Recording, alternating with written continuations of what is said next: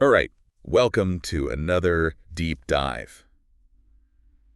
Today we are going deep diving into the world of Saint Seiya, or as some of you might know it, Knights of the Zodiac. All right.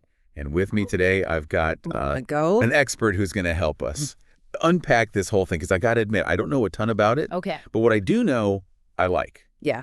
So we're going to see if we can explain this to people who have never seen it, heard of it, any of that kind of stuff. But also, for people who have seen it, maybe they watched it when they were a kid, maybe, Right. They've just seen a couple episodes, whatever it is. We're going to go deep, sort of see what it's all about.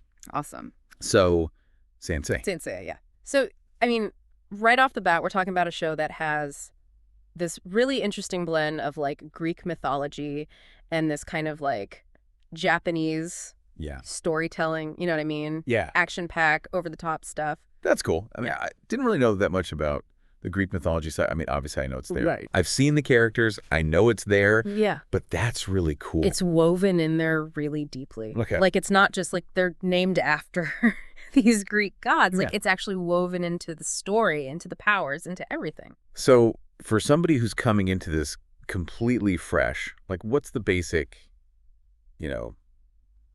premise? So basically, you've got these young warriors, and they're called saints. And they're tasked with protecting the reincarnation of the goddess Athena.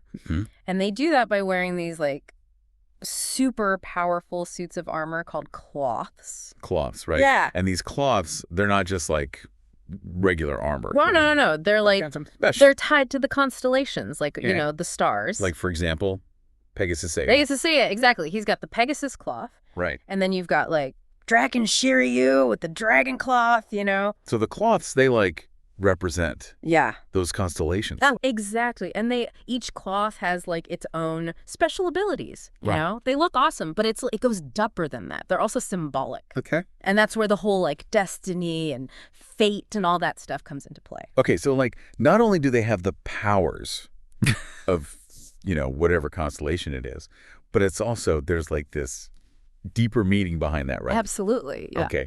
And so then there's this thing called Cosmo, which, as I understand it, it's not just like you're strong and Right, yeah. you can punch hard. It's not just physical strength. It's more like this inner energy, spiritual energy, willpower. It's all kind of tied together into this one concept of Cosmo. So like the more determined you are, Yeah. the stronger you are, basically. Exactly, yeah. Yeah. Like the stronger your Cosmo, the stronger you are. Okay, that's cool. Right. I like that. I like that idea. Hmm. So one of the things that I think is interesting is that I've always thought of Saint Seiya as being like for kids, Yeah.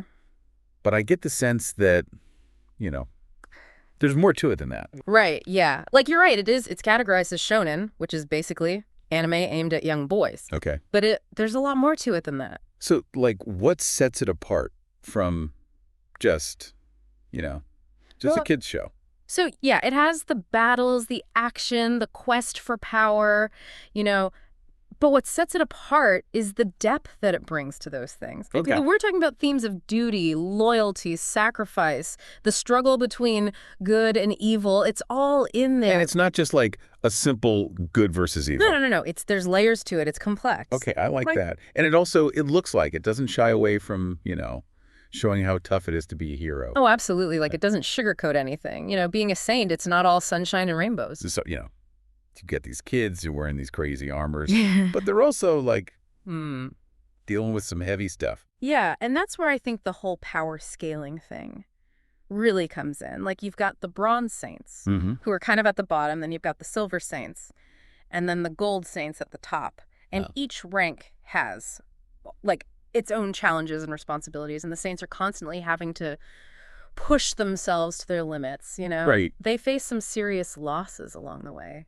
And you were telling me about one battle in particular that like stuck with you. Yeah, so there's this battle at the sanctuary, and one of the characters ends up sacrificing themselves to protect Athena. It's brutal, man. Like, Yeah. It really makes you think about the cost of heroism, even in this, fantastical world. So this show's not messing around. Not messing around, no. It's got all that good stuff. It's got the heart, it's got the action, it's got the depth. And the mythology. And mythology. Yeah. So what do you think?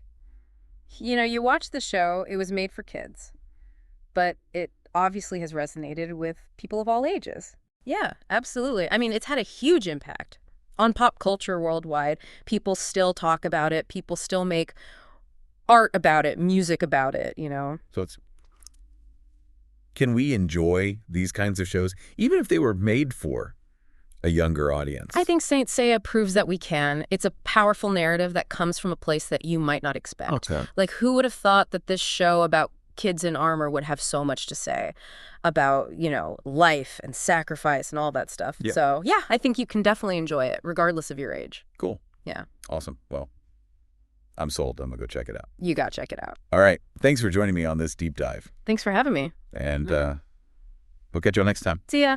Bye.